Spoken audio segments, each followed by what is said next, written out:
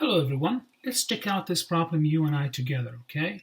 So in this problem you have an object and this object slides under the influence of gravity. So the initial velocity is 0 and it goes on to this kind of like this trajectory and then goes up a little bit, still smooth surface all the way up to here. Then it encounters a frictional region, and because this is friction, eventually it slows down and at the end it stops. Okay, the question is find the distance from which when the object started encountering friction to the end when it stopped. Find that distance.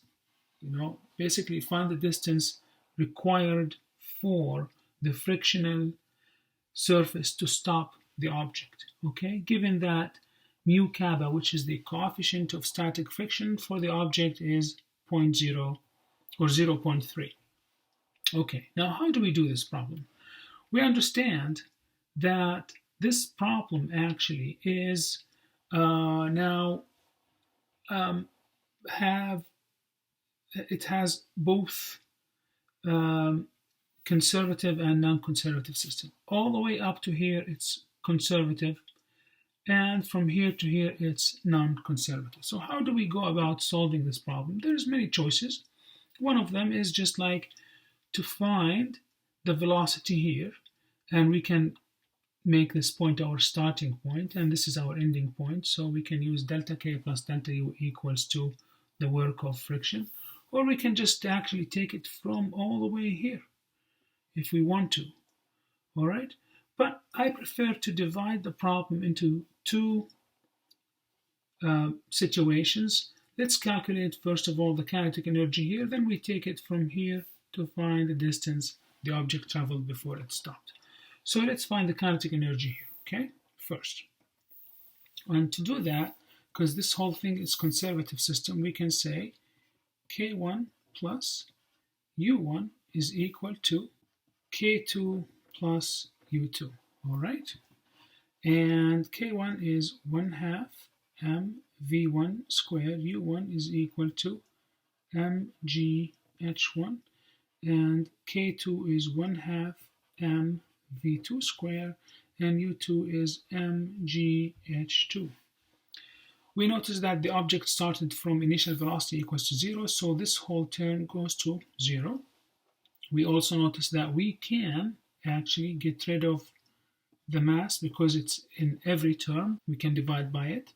And now we can plug in some numbers. G is 9.8 and H is equal to 9. That's equal to 1/2 V2 squared plus G again 9.8, and where's H2? There it is, 4 meters, because we are trying to find V2 here.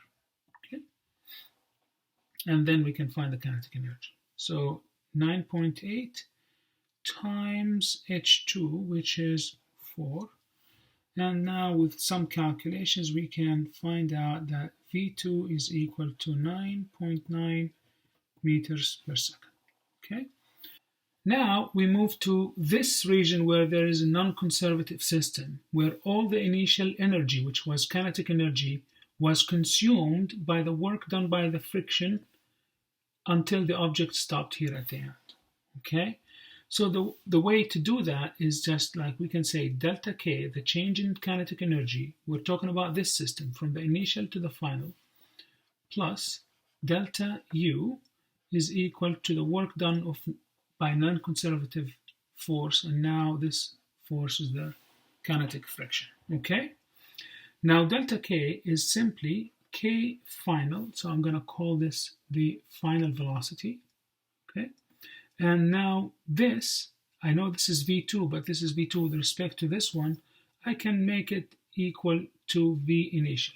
Okay, so K final minus K initial plus U final, which is the potential energy, gravitational potential energy here, minus U initial must be equal to work of the friction. Okay, the work of the friction is equal to F times the distance times cosine theta, where theta is the angle between the direction of the distance and the direction of the friction force. Okay. All right. So now, if you look carefully, let's try to zero out some of the terms. First of all, U initial and U final is the same. Why? Because here the height is 4 meters and the height here is 4 meters. MGH for the initial and the final is the same. So when you subtract them from each other, so these cancel each other. Okay. Now K final, as you can see, the object stops. So the kinetic energy here is also 0 because the kinetic energy is equal to 1/2 mv squared. If velocity is 0, then kinetic energy is 0. So we are left off here with minus kinetic energy initial must equal to force of kappa, which is the kinetic friction, times the distance, times cosine. What is the angle? Okay. Look, the object is moving this direction. The friction is always what? Opposite to the movement of the object. But the distance is going this way. So that's the distance and that's the force. The angle is what? 180 degrees. So cosine 180, and cosine 180 is minus 1. So we end up with what? We end up minus Ki, the kinetic initial energy, is equal to F kappa minus F kappa, the minus comes here, times the distance. Okay, so minus with minus cancels out, which means that the initial kinetic energy, which is 1/2 mv initial squared, is equal to F kappa. We know F kappa is equal to mu kappa times n, times what? The distance here. The distance comes down. Now, what is n? Okay, if we draw the free body diagram for the object here, okay, that's the object, and going down is mg, going up is n. The object is moving this way, so the friction force is this way, F kappa. So n, according to Newton's second law, there is no motion in the y direction, so n must equal to mg. So this is equal to mg. Now let's continue here. So 1/2 m v initial square, I'm going to just keep it this way for now, is equal to mu kappa times n, which is equal to mg, and times the distance. Mass with mass cancels, and that's why the mass is not given from the beginning of the problem. We never talked about the mass, and that's amazing.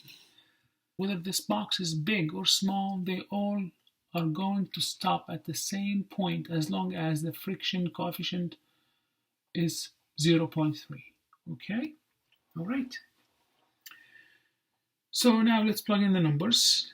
1/2 v initial square is 9.9 square is equal to mu kappa is 0.3 times 9.8, and the only unknown is dropping as down here, d. After some solution, you can get that the distance is 18.67 meters. And that's it for this problem. Okay? Thank you.